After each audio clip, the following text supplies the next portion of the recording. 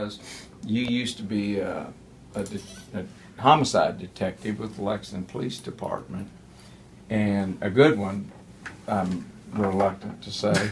We quit while we're ahead. I just hate them. But this was a big deal case, and it went unsolved for 5 years. And we talked about the scene last week, and we talked about how you did America's Most Wanted, and how you ended up chasing leads that you had nothing to do with it, that you had kind of kooks calling in. But here we are, 5 years after the assassination of Trent DeGiro on the front porch of his house over there on Woodland that he shared with other football players. And still nothing. And Mike DeGiro, the father of Trent, the young man that was murdered, just made an appeal, basically. And tell us what that was all about and how that led to some breaks. Well, I think it was related to the 5-year anniversary of that horrible event of Trent's murder. We'll call it that. And Mike contacted us. He wanted to keep it in the media to get people talking about it, which when a case... When he contacted us, you mean the police department? Yeah, we all talked and coordinated. We decided that was part of the strategy. Keep it in the media, keep people talking about it so Trent wouldn't be forgotten, so people wouldn't forget the case. It's a double-edged sword, as we talked about last week, dealing with the media in cases like this, because you release too much information about a crime, then when you actually catch the person who did it, you have to deal with things becoming convoluted. Where did you get the information? Yeah, well, like for instance, if somebody confesses to the crime and gives details of what they did, well, if it winds up that they heard that stuff in the media and they use that as part of their story, a lot of people would ask, why would someone make up that they killed someone? And to put very briefly, there's a lot of different reasons. One, some people are just kooks, okay? But the most common reason that I've discovered that people brag about killing someone or a crime they didn't commit is just that. They want attention, They're sort of a kook in their own right, but the own example is, like, I had a guy in prison, for instance, who said that he tells his cellmate, I killed that football player in Lexington. So I have to look into this guy and find out the real reason that he said that is because he was terrified that he was going to get beat up and mistreated in jail, so he wanted the other prisoners to think he'd done something worse than the bad checks. This guy's scary, he killed a man one time. Yeah. So you deal with that stuff. So anyway, but Mike goes, he does an interview. I don't know if it was Joe, he did it with the Courier-Journal or not, but he did an interview in Louisville. Joe Girth. Ultimately, get a phone call one day from an attorney here in town who says, hey, I'd like to go over and talk about this Trent DeGiro case. And we go over and talk to Tom Bullock, and he basically says this to us. He says, look, I have a client who wants to give information in that case, who knows who killed Trent DeGiro. Her name can never be in it. She doesn't want to be involved. She's afraid, but you need to look into Shane Ragland. And then it was, that's all the information I have for you. Thank you very much. That kind of meeting. Like, okay. Now let me interject something here. Part of this process was that we'll go through is the convincing this person who has knowledge, first of all, to come forward. That's one thing. But the next thing is to convince this person to be willing to testify. That's right. And that's very difficult in a lot of instances. And in this instance, once you pulled me into the conversation, I had to basically promise that if she would do it one time, she'd never have to do it again, and she could go off and live her life and forget us. And so that comes into play later on. It does. But starting off, that's all the information that we have. All right. So we take that information back. The case file by this time fills up a room, and start looking into this Shane Ragland name, and it's not in the file anywhere. Start digging a little deeper and discover that Shane Ragland had had pledged to a sorority here in town. Was How about pledging- a fraternity? A fraternity, sorry. Pledging to a fraternity, and had been blackballed from the fraternity.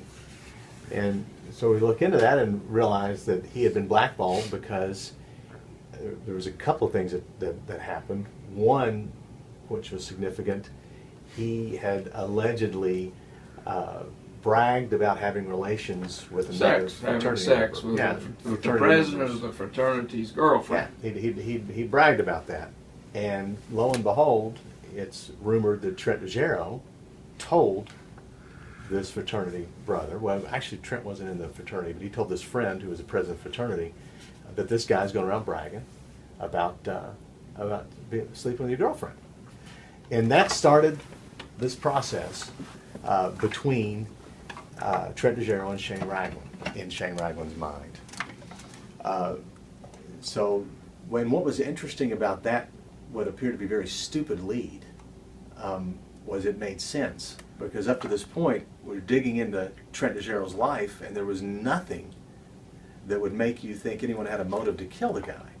He wasn't involved in any bad relationships, blah, blah, blah, nothing. So this made perfect sense. It had to be something that's stupid. I remember thinking that when we developed this lead. I thought, this could be it. You know, this is why we haven't been able to dig anything up, because it's so ridiculous. And that ultimately wound up being the motive in this case. But the problem we had, as you just said, at this point we've got what turned out to be an ex-girlfriend who's saying that For Shane Ragland. Shane Ragland, who's saying this guy told me he killed this football player. And that's really all the evidence that you have at that point. You're starting to establish a motive, which is good. But you know as well as I do that the last thing in the world most people want is someone coming in and listening to their ex-girlfriend, you know, about things, because there's motives. There could be motives there. We know this as police and prosecutors. You know, we don't know if this person's telling the truth or not, and neither is a jury. You know, you have to have more evidence than that, obviously. So as this developed, it just became more and more obvious that this person, who we later identified as Amy Lloyd, was gonna have. We needed her help. We couldn't just do it based on what she was telling us from afar. So she was living out of state, and she had read that article that online about Mike DeGero saying, "We just want to know why," and she really apparently had really guilt feelings about all of that. She said she had guilt for knowing. She had a lot of fear for being. But obviously, the guy is a killer. You can understand that. But you know, she wanted to help, but she wanted to help in a way that most people would want to, and not be involved. Just give you the information, you work it out. But it doesn't work that way. And I'll never forget, as I finally got to meet her, because I didn't even know her name the first few times I was getting information from her. And one of the reasons that we were able to meet is because, you know, I told her, I said, look, here's the deal. I don't know who you are, but as I dig around in this case, there's always the chance that this guy is going to figure out the police are onto him. And if in fact you're the only person that knows this, your life is in danger, because I can't protect you if you don't come forward. And I really had a concern, and I said, and I had to express that to her. And that was one of the things that made her realize, you know, I'm in this, and we probably need to put him in jail as our best shot at making everybody safe and bringing. But she didn't want to. No, she did not. All right. So what happens is she'd been telling you this, and as a detective, and she's out of state, and you want to get better evidence.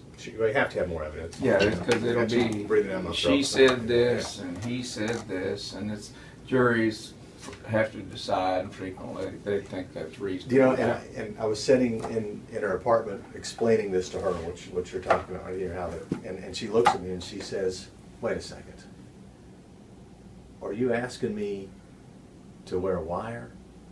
Because I was telling her I really need to hear, and I said, well, you know, that's a great answer. That may do it. And honestly, she basically kicked me out of her apartment, asked me if I knew how to spell the word anonymous, and told me to get out. But then when things cooled down, she You said, know, one of the things about Amy, and we're not going to finish this today. Yeah. One of the things about Amy is she is very, very smart and very streetwise. Yes. And Not very easy to, and not even in bed, not very easy to coach or manipulate in that way. You know, we're trying to all reach the common goal with her. You're better off just to say what it is. You start dancing too much, and she'll stop you, which is exactly what happened. She's like, okay, so it was a very interesting process that you went through, and you had to enlist other law enforcement agencies to try to get him to get Shane Ragland to say something that would incriminate him. So. And here's the thing, as you said, Amy was smart. She says to me, okay, so what do you want me to do? Walk up and talk to him? I'm like, well, it can't be quite like that. So we wind up coming up with this plan that we will approach him via email, have her approach him via email, and it would just be something like, hey, it's Amy. I haven't talked to you in years. Just wanted to catch up and just see what his response would be. And that's what happened. So we get his email address. But hold on. That isn't just what happened, because you couldn't just do that, because he could know where she was if she just did that. We had to put a process in place because he was very savvy with computers, and her concern, and it was our concern, was that when she made that connection, that if it raised a red flag to him that, oh, I need to take care of this situation, we didn't want to be able to find her. So we did have to relocate her. We set up a false place of employment. We set up a diversionary address, a whole diversionary life. As a matter of fact, what you did, as I recall, was make it look like she lived in Atlanta. We did. We made it look like she lived in Atlanta. And she didn't live in Atlanta. And we set everything up so that if anyone was to try to track her, they would find that she's employed at this place and that she lives at this place, but that was all a ruse. So, and that was important. Ruse means not true. Yeah. So that's what we did. Sort of one of those undercover sting operations. So we get that set up. She emails him, and as I recall, go ahead. As I recall, the story was that she is engaged or involved with another guy, and that she has to be careful about her contact with him. But she just wanted to catch up because she still has feelings for him. It was that type of thing. It was having an old girlfriend just contact you out of the blue, which made sense. It all had to make sense. So that is how it was initiated, and he took the bait, and he started to have conversation with her. That one via email. Okay. So we told her, we said, whatever you do, don't ask him to meet. Just talk to him. Don't bring up the murder. Don't bring up anything. Just talk to him about old times and wait for him to ask you. And sure enough, after a few contacts, it came up, hey, can we see each other sometime? And so she at first said no, and then eventually, yeah, you know what? We came up with an idea that she would tell him that she had a trip to make up north, and that she could arrange a layover in Kentucky with her flight, and that way they could meet between flights, and they could just talk about old times. And the reason that we set it up that way is because Amy said, well, so you're going to arrange where I meet him, I'm going to be wearing a wire. Well, what if he just brings a gun and shoots me? And we thought, well, where's the one place that we can be certain the person isn't armed, because it wouldn't be unusual for us to screen him? And it was the airport. So we arranged that they would have to come he'd have to come to the airport. We had, back then before the TSA, we had the people at the airport. The bartender was a cop in the bar they met. The Delta ticket agent was an FBI agent. We had officers and detectives. Schoonover was even part of this. You know, Schoonover. It was all set up so it was really much like a movie. You know, he sat down and he thinks he's in an airport bar full of patrons. And the night before, we drilled holes in the table and put mics in, and everybody there was a cop. And that was the safest way we could arrange this meeting, and that's exactly what happened. Well, and the other thing you left out was she also told Shane Ragland that she had gotten a boob job. Yeah, we had to spice it up a little bit. Yeah. No one said it to me. And wanted to show off, right?